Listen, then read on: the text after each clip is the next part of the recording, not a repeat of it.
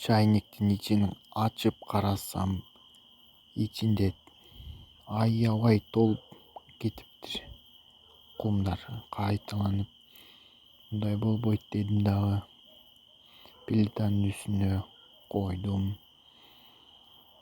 Төрткө коюп жандырдым плитаны. Андан кийин капкагын ачтым. Ичинде суу жок. Бир кечке коюп койдум.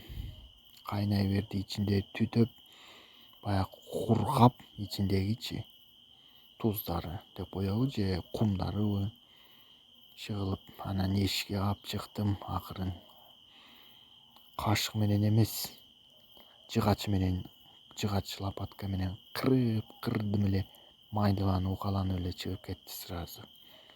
Дароо делечи. Анан кийин ошентип кыра бердим. Уруп салдым эле түгүнө. Түгүндөгүлөр сразу эле түшүп кетти.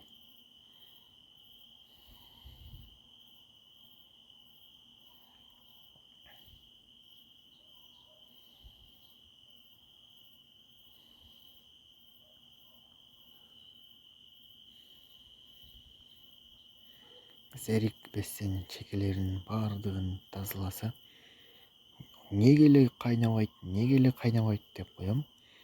Эми менимче тез кайнап калса керек.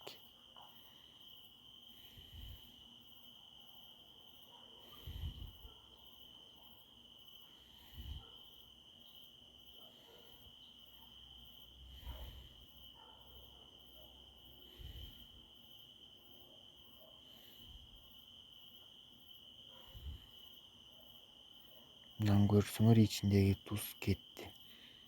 Дагы эми буну дагы ошентсе болсо керек.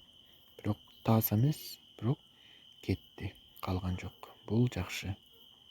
Лайк баскыла, комментарий жазгыла, бөлүшүп койгула.